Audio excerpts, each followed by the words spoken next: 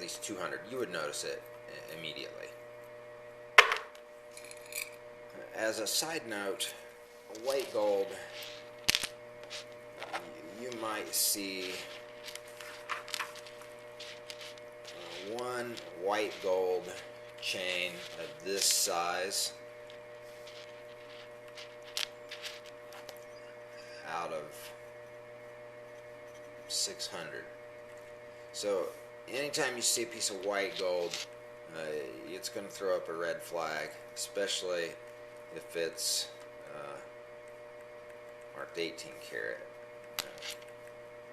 They just, nobody wants it, and if you want gold, you want it to look obviously gold, not like silver. Right.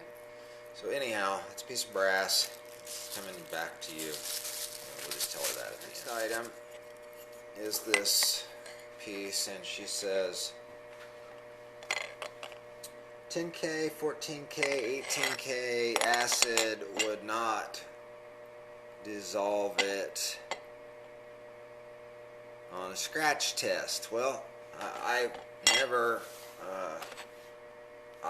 really tested aluminum on a scratch test, or know anybody that has, because it's so obvious that it's aluminum that there would be no reason to test a piece of aluminum. There again, it has to do with the weight to mass ratio of the item to a piece of aluminum, which, like I say, is on the face of it, it's kind of silly. Your red acid, which I never use, remains clear, which is not what it's supposed to do. 14 karat, which would be a standard acid that you might use on the back of a piece of silver, it remains clear, which again is not what it's supposed to do. The best way to test silver is on a stone test using 18 karat acid. You'd have to watch some of my testing videos on that. No one ever tests a piece of aluminum with an acid test. Invalid point. Anyhow, I'm sending you a free gold book. Not covered this in any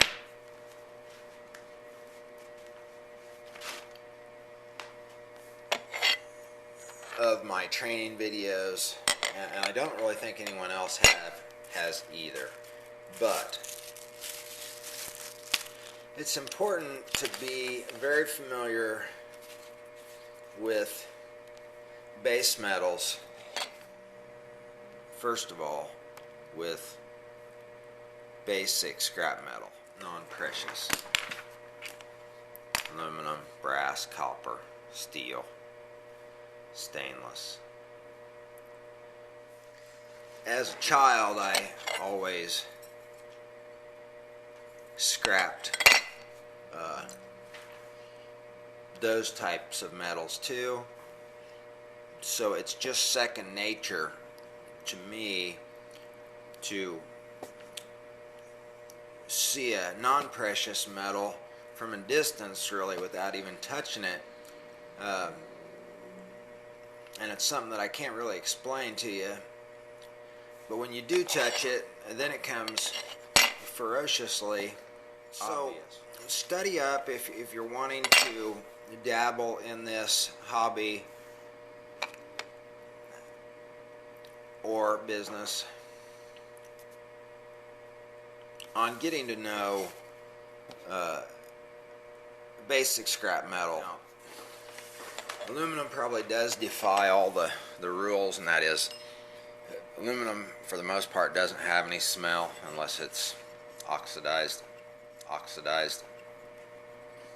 It doesn't probably have any flavor, although, okay, yeah, it has a little bit of aluminum flavor, but it doesn't have any bend. It's stiff. It's very light. If this piece were 200% heavier, maybe 3. Watch my videos when you make something out of a precious metal, you're proud of it, and so you mark it. Always put yourself in the shoes of the designer that designed it, the crafter that crafted it, manufacturer that made it, the wholesaler that purchased it, the retailer that resold it, and the user that used it or purchased it. And you want it to be clear that that's what it is. Now on this fake piece, it was just an old scam piece that are pretty common, but this kind never gets through pretty much anyone's door just because of its low quality nature and its non-gold like characteristics. Cinder, but because a transaction like this costs me money because of return shipping, it's best that your knowledge in the precious metals is more thorough than this. So anyhow, I think that's probably the finest way to say it.